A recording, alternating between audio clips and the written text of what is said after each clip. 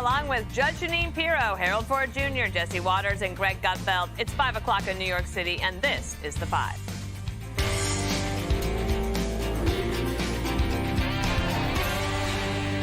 So, this is it, America. The polls, they don't matter anymore. The rallies are over, and it's now time for you to decide. We are less than an hour away from the first polls closing in the 2024 election. Millions of Americans have already cast their ballots as we get ready to close the chapter on one heck of a campaign season. From 2 assassination attempts on Donald Trump to a terrible debate and mutiny causing President Biden to drop out, and the subsequent rise of Kamala Harris. It has all been unprecedented. And we will be getting our first batch of Fox News voter analysis popping up on your screen very soon, and how voters feel about those key issues that defined this election. But first, the candidates are racing to the finish with their final pitches.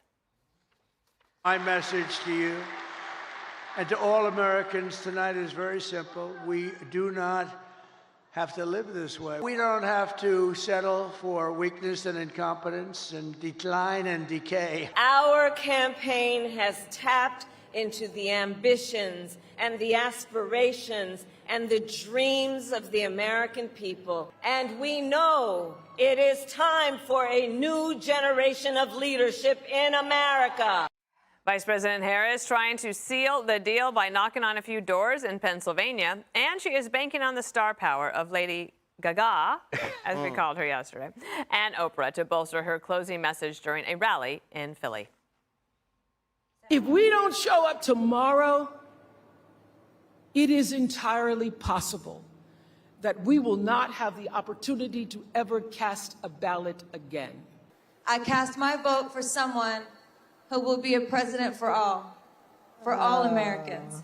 So where are the candidates tonight? Well, Donald Trump is at Mar-a-Lago and will be having a watch party down there in Florida. And Kamala Harris will be watching results at Howard University in D.C. That's where she went to college. She had a pit stop to rally the troops at the DNC. Here's the contenders weighing in on the race earlier today. I ran a great campaign. I think it was maybe the best of the three. I'm not a Democrat. I'm able to make a speech on pretty quick notice. If I win, I know what I'm going to say, and I don't even want to think about the losing part. There's never been a movement like this, and we're going to turn our country around. I'm looking at you and you're looking at me? Oh, because there's a live camera somewhere. Which camera is, this is, okay, I'm waving it. Okay, so we're coming to the end. I'm gonna save Greg because he is in a mood and we are all enjoying it very much, but we're gonna wind it up first with Jesse Waters to give us some thoughts before we get going tonight. Well, I woke up at 6 and I went to vote immediately. And as I walked in, there was a guy next to me. He was wearing a garbage bag. And I gave him a fist bump and I said, let's go. So we locked in the vote. Then Emma went and voted. And I didn't look at the news all day. So I didn't like to look at this stuff because who cares? Nothing's going to make a difference. Everyone's texting me, how's it looking, Jesse? How's it looking? And I'm like, it's looking good. You know, we got a great early vote. It's looking strong. I come in confident, relaxed into the building. And Kayleigh McEnany's freaking out about Philly. Oh, they're saying Philly's coming out strong. The numbers in Philly are so big. I said, oh, my God. So then I start freaking out. And I hadn't been freaking out, so I did not need to hear Kayleigh. So now I have to do research. I have to talk to the Trump people and all the data people. And I said, what are we hearing about Philly here? They're saying they're getting close to maybe 700,000 in Philadelphia County. It's more than Barack. It's more than Hillary. It's more than Biden. Is that possible? And they said, Jesse, don't worry. There's only about 700,000 registered Democrats in Philadelphia County. That would mean they would have to bring out every single Democrat who is registered, and they would all have to vote for Kamala Harris. Is it possible? Sure. Statistically possible? Probably not. Even with that 700,000 Philadelphia County turnout, which we don't even know if it's possible, it still probably will not be enough, they say, to overcome the advantage the Republicans had. I'm hearing we should be looking at New Hampshire. I'm hearing we should be looking at Virginia. This isn't something that I made up. This is something that I'm hearing and I'm reporting to you. So everybody stay calm. And if you haven't voted and you live in Virginia or New Jersey or New Hampshire or Maine or New Mexico, go vote. Better get out there. Because these are close states. So, Judge, when I woke up this morning and saw that Ditchville, Knox, which is the first place to vote every 4 years, they have 6 people that vote there. And it came in 3-3. And I was like, okay, so like, we're still tied. Yeah. And here we are. But we go into tonight. We're going to get some Fox News voter analysis soon, so we'll have some information. I think it's starting to come up on your screen now. You know, when I woke up this morning, and I think like most people in this country, the first thing you thought of was the election. I don't think we've ever had an election where so many people were so invested in it. You know, there have been important elections, but something about this election is just, it's baked into us. And what I thought about was that tonight, if we get to know tonight, America will deliver a very clear message. And then as I went through the day, I started getting nervous. I don't know why. I mean, I ran for office 5 times. I mean, I got nervous, but at the same time, you know, you just figure, well, you know, it should go my way. But I'm nervous because everybody's calling me and texting me. Yeah. And they saw me when I was voting. They were like, is he going to win? Is he going to win? And I'm like, well, I don't know yet. I don't know yet. And in the end, I think that as you look at this, it would be, it's historic. I mean, Donald Trump's been indicted. You know, he's been impeached. He's been, there have been 2 assassination attempts. And, you know, he just gets up and says, fight, fight, fight. Yep. So, you know, Donald Trump didn't leave a thing on the field. He put it all in. And as he just said, he said, I think this was my best campaign. He didn't even want to get off the stage last night at 2 in the morning because he's still got so much energy. And then, of course, I thought about Kamala and, you know, the woman who wants to get involved in the redistribution of wealth and who just showed up and didn't have a vote to even get to run for president. And I say the American people are smarter than all that.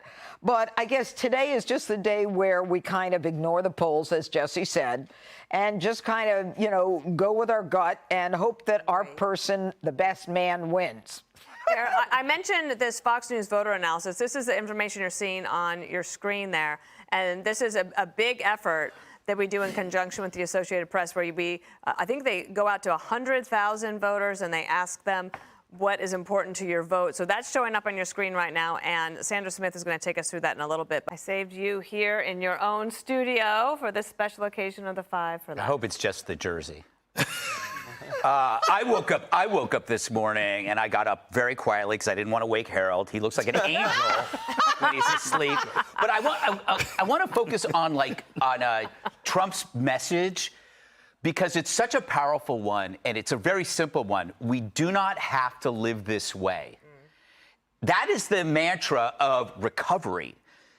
Kamala's message is, if you break up with us, your life will be over. It'll never be the same. That is the language of addiction. People fall into addiction because they wake up every morning, and despite the misery, they repeat the same process until finally someone says, you don't have to live this way. It's a very simple statement, but we often forget. But when somebody says, if you leave, your life is over, this will be the last election, it's the end of democracy, you can't survive without me, it's a lie. It's the reason why people stay in bad relationships. It's the reason why people stay in abusive relationships. It's why people stay in a terrible, terrible party.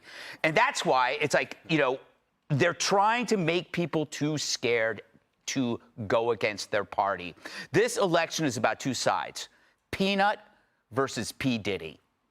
On one side, you have millions of Americans who are largely apolitical, but circumstances forced them to participate, whether it was COVID lockdowns that destroyed their businesses, activists trying to derange your children, or a government storming your house and killing your pet squirrel. So somehow you are compelled to vote. We're all turned into John Wicks. They shot our dog. You know, it's not like we entered politics. Politics entered us. Then you have the other side. Every name on the guest list for P. Diddy has endorsed Harris.